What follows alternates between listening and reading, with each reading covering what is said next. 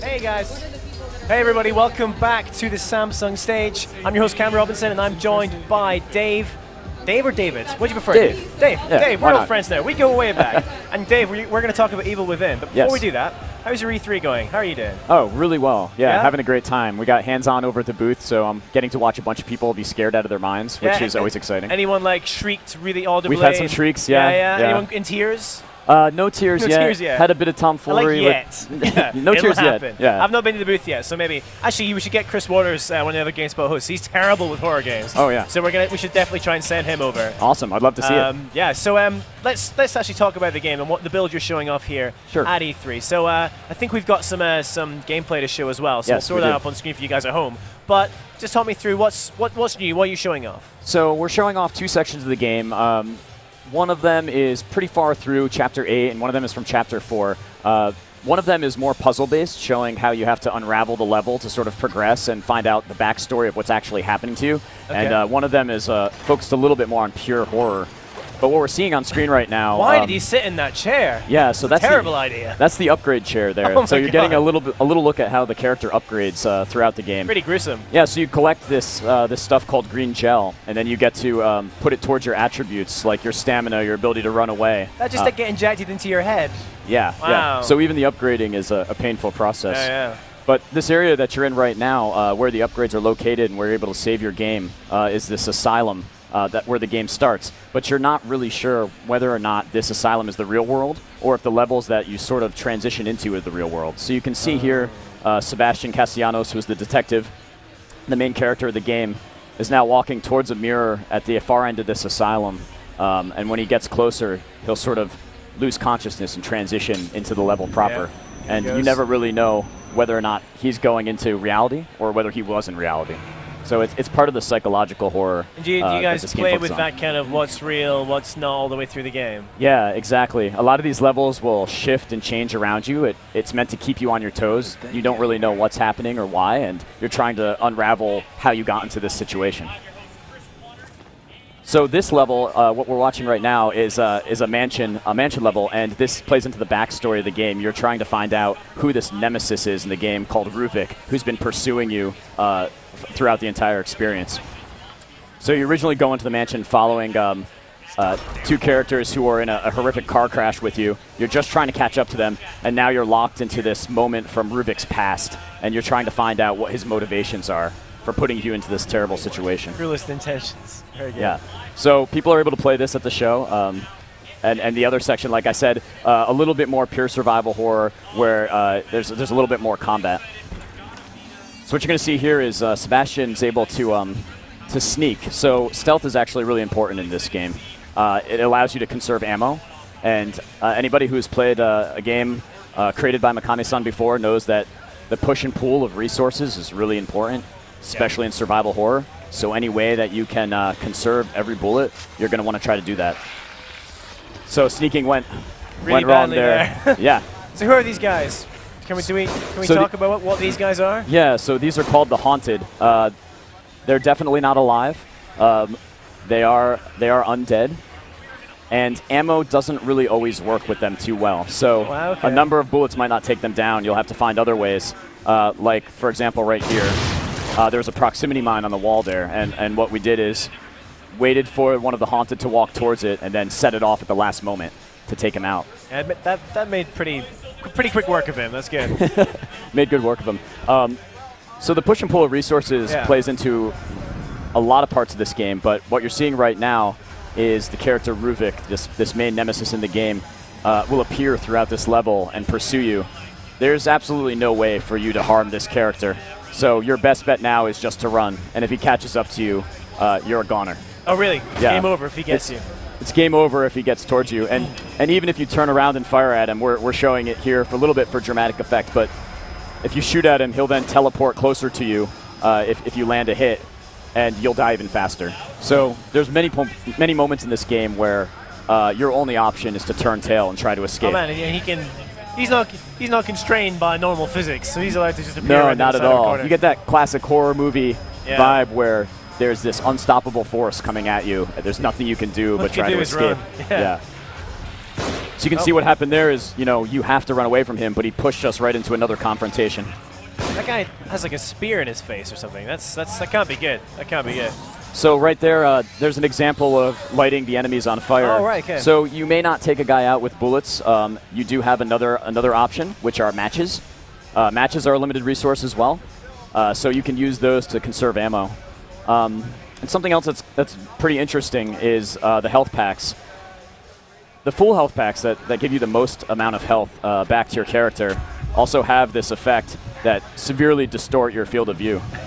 And you can see why that might be a problem right here. Oh, wow.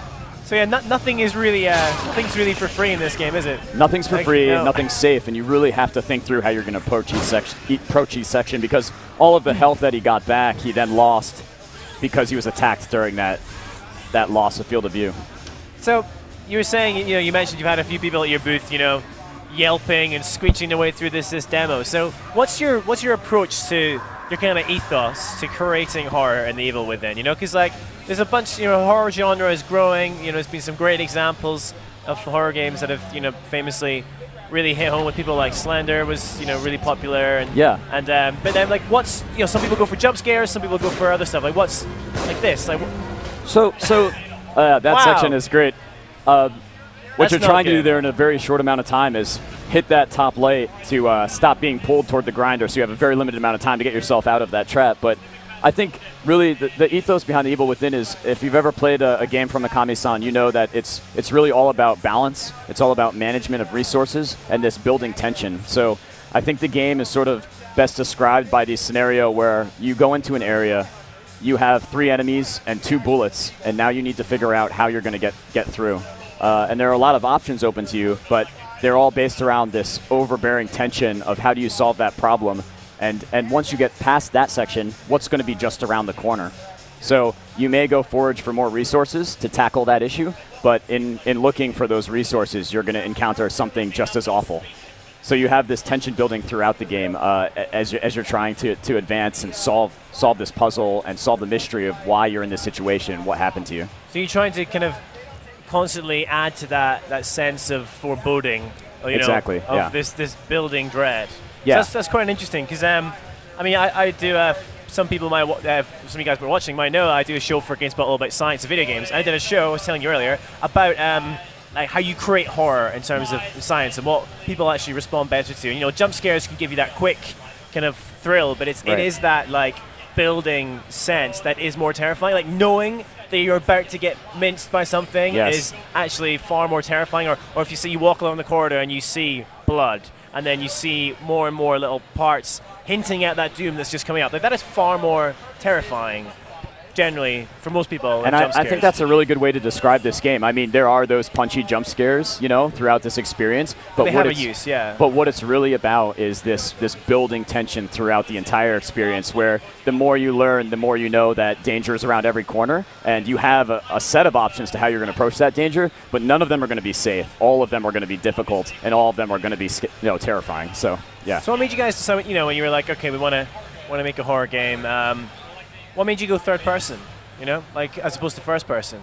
That was completely up to Mikami-san, and I think he has a great history with that type of game. And for him, this was really a return to form, an opportunity to go back to the genre that he really founded. He's like, the grandfather of survival horror, and this is sort of his ultimate vision of survival horror. Fantastic, fantastic. So when can we expect to see more?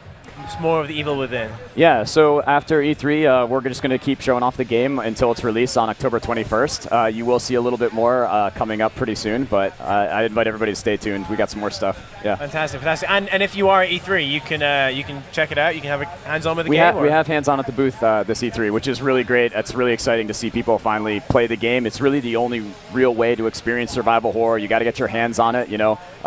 The tension that I was describing is only conveyed through experiencing it in the game, knowing that you have these limited resources, knowing that you could be taken out at any time. You have to play it to really get it.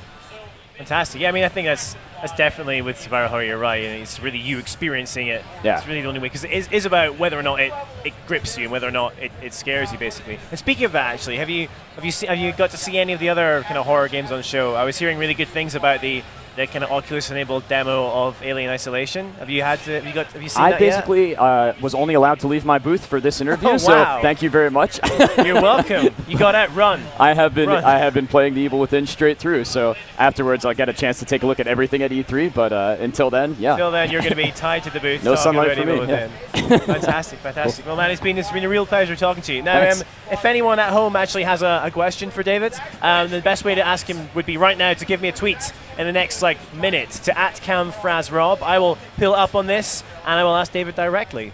But tell me a bit more about. I'm really interested in that upgrade. Yeah. You showed us earlier, because we only saw it briefly, and I know that's new, right? That's a new thing you've shown off. So what other type of things what kind of abilities can you upgrade to kind of shape your character as you go? Well, I think one of the more important ones, I mean, you can upgrade a lot of abilities, weapon accuracy, individual to each weapon.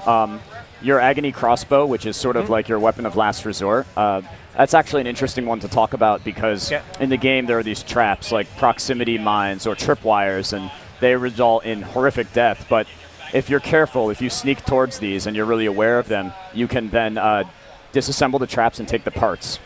Then once you have those parts, you can turn them into crossbow bolts, which are very rare in the world and definitely your most powerful weapon. Okay. And also a weapon of distraction. There's one that blinds enemies so that you can stagger them or maybe just run away.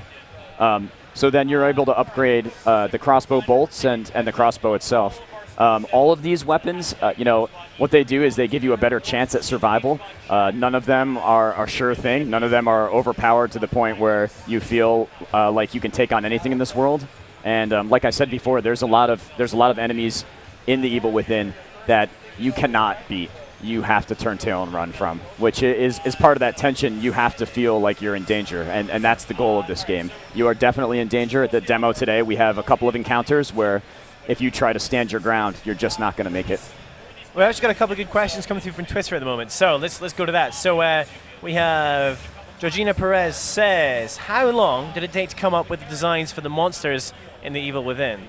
Oh, that's a great question for one of our concept artists. I'd have to speak to her directly to get the answer for that, but the designs, the art for these monsters are terrifying. And where does that inspiration come from? I hope it's not like things they've imagined, because that's pretty messed up. Yes, Nakamura-san is a brilliant artist, and that's a great question that I don't really feel comfortable speaking for her about, but I would love to show off some of the original character art and some of the concept art, and we have that. We're going to be showing it off as well to our community, but all of it's amazing.